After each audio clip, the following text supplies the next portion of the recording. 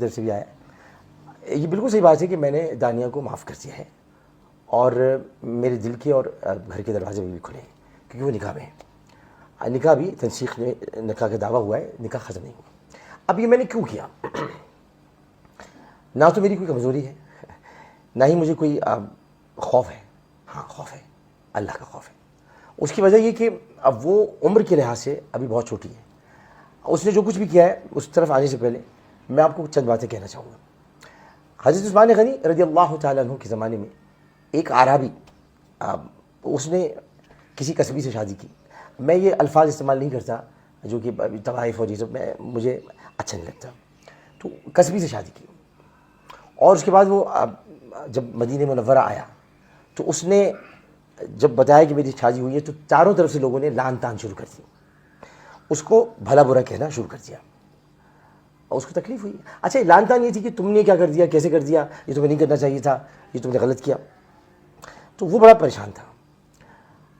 سیدنا عثمان غنی رضی اللہ تعالیٰ عنہ تک یہ خبر حضرت عمر بن العاص رضی اللہ تعالیٰ عنہ پہنچائی.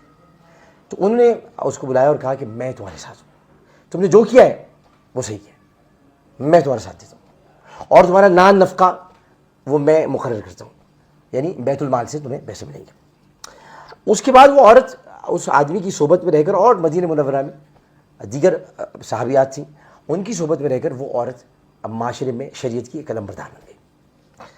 اسی طرح شاہ عبد العزیز محدث دہلوی, شاہ عبد الرشید بھی ہیں, شاہ عبد الحق محدث دہلوی ہیں. شاہ عبد الرشید ان کے خاندان سے ہیں اور شاہ عبد العزیز کا یہ واقعہ ہمیں بیان کرتے ہیں. بتاتے ہیں کہ کسی نے ان سے پوچھا کہ طوائف کی نماز جنازہ ہوتی ہے؟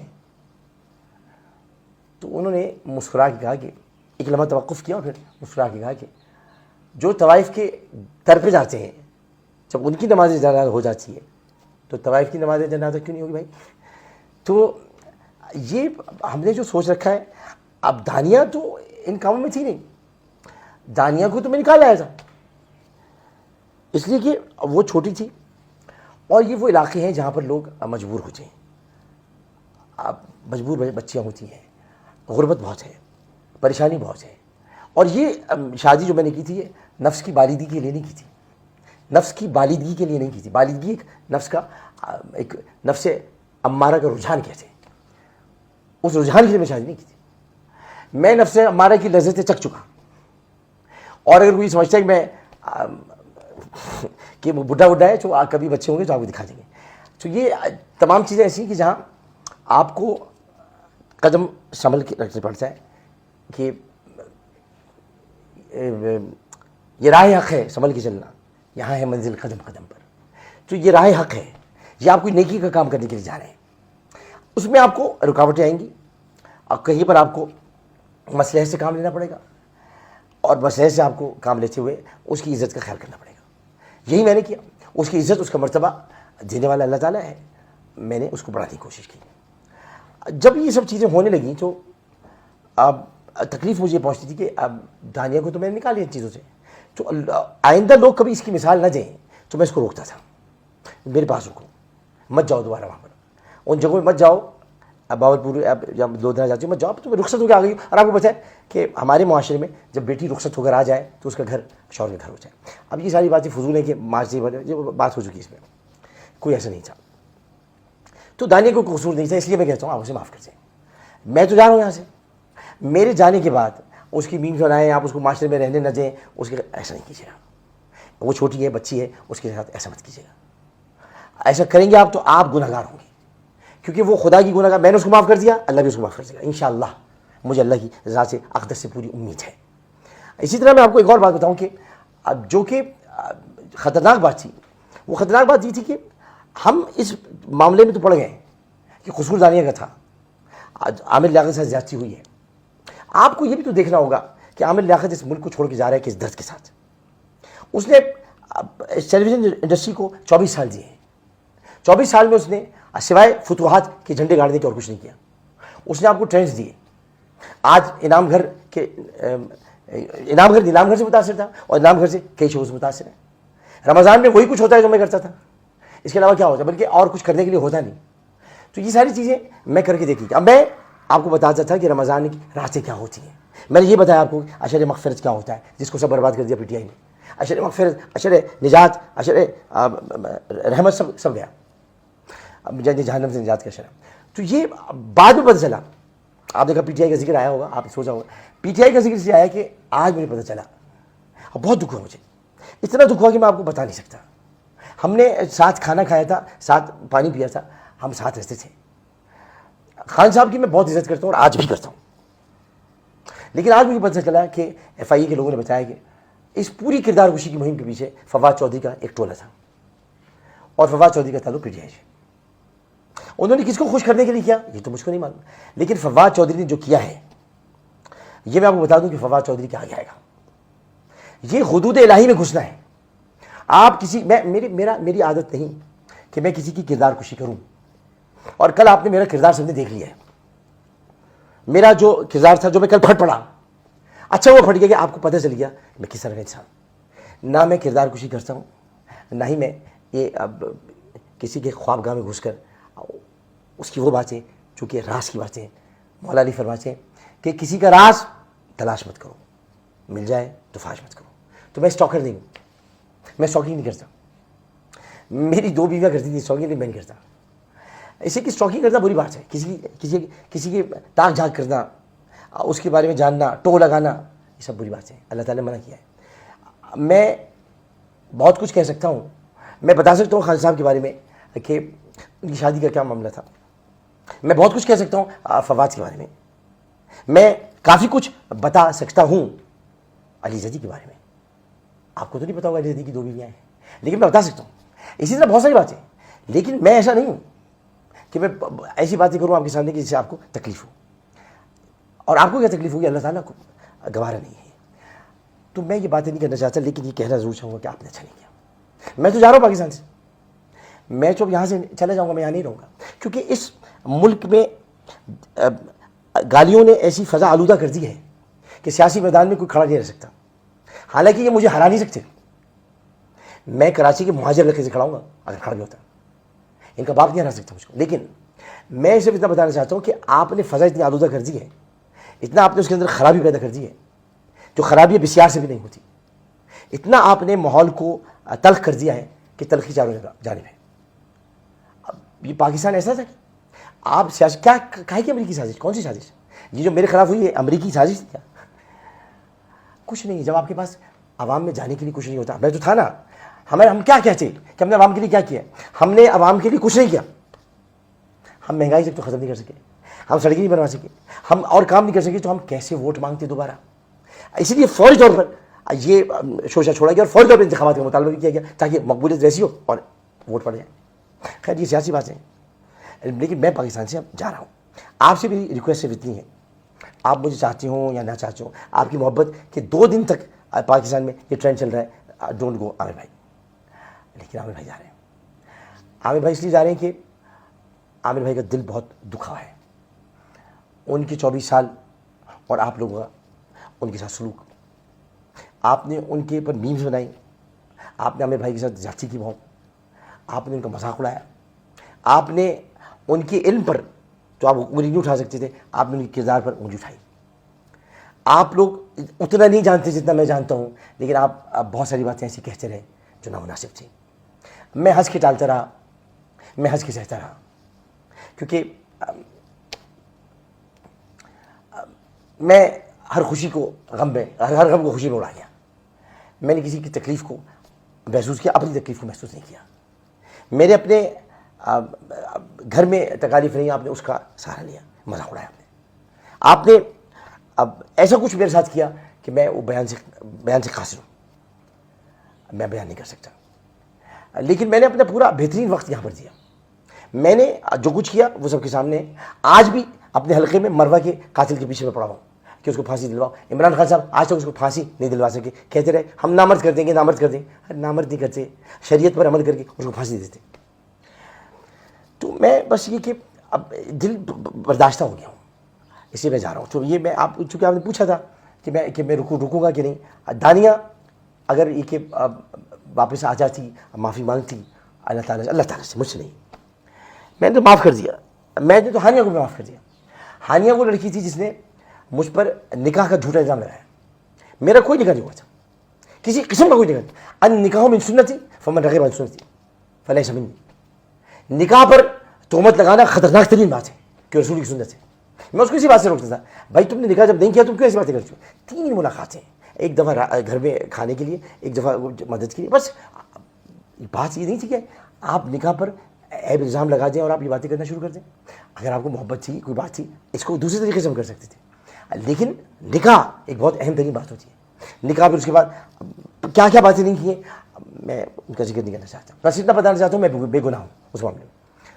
अब आ जाते हैं हम, मगर मैंने उसको माफ़ किया, अल्लाह ताला उसको खुश रखे। अब ये कि जो और बातें हैं वो ताकि आप सब में साफ करके दिलों को जाना हो। दूसरी बात ये कि अमीर शकील रहमान साहब, आप मेरे मेंटोर थे, मेंटोर हैं, मेंटोर रहेंगे। आपसे मेरा बड़ा लव है, लेकिन आपने क्या कर दिया? मुझे याद है अच्छी तरह जब मैंने आपके खिलाफ प्रोग्राम्स किए थे तो आपने बड़ेपन का मुजाहरा करते हुए मेरे घर तशरीफ लाए थे और मैं हिल के रह गया था। मैं बीमार से तो आप मुझे पूछने के लिए आए थे और मैंने कहा शकील साहब आप क्या कर बैठे, आपने क्या कर दिया, मुझे आपने जलील कर दिया, शर्मिंदा कर दिया। तो आपने मुझे गले लगाया था। आप मुझे अब जियो पे लिख रहे हैं शैतान। शकील साहब आप तो इतना कुछ जानते हैं, आपने तो इतना कुछ सिखाया मुझको। आलिम ऑनलाइन नाम आपने रखा, सिखाया। आपने शैतान लिखते वक्त ये नहीं सोचा कि शैतान क्या है। शैतान सिर्फ शैतान है, उसका नाम कोई नहीं रख सकता। अबू बकर का नाम मैं रख सकता हूँ, उमर का नाम मैं रख सकता हूँ, रज़ी अल्लाह ताला अन्हु, इन सब के नाम मैं रख सकता हूँ, मैं शैतान का नाम नहीं रख सकता। शैतान मरदूद है अल्लाह की। अल्लाह ने फरमाया औज़ु बिल्लाहि मिनश शैतानिर रजीम। आप किसी, मैं तो बच्चों के लिए कहता हूँ कि शैतानी कर रहे हैं, हाँ ना क्या शरारत कर रहे हैं, शैतानी नहीं कर रहे। शैतान शैतान है, शैतान इंसान का मुनकिर है, इंसान शैतान का मुनकिर है। और लखानी साहब आप मेरे वालिद के दोस्त, आप मेरे बड़े, मैंने आपको बाप का दर्जा दिया और देता हूँ, आपने मुझे बदकिरदार लिखा। हाँ, दानिया के कहने पर या जो इसके स्टेटमेंट पर बहुत सारी चीज़ें आप सेंसर कर सकते थे। अगर वो जो कह रही है वही कहेंगे आप, तो फिर जो फौज के लिए लोग कहते हैं वही कहते हैं तो आप लिखें, वहाँ नहीं लिखेंगे ना, हमारा डंडा आएगा।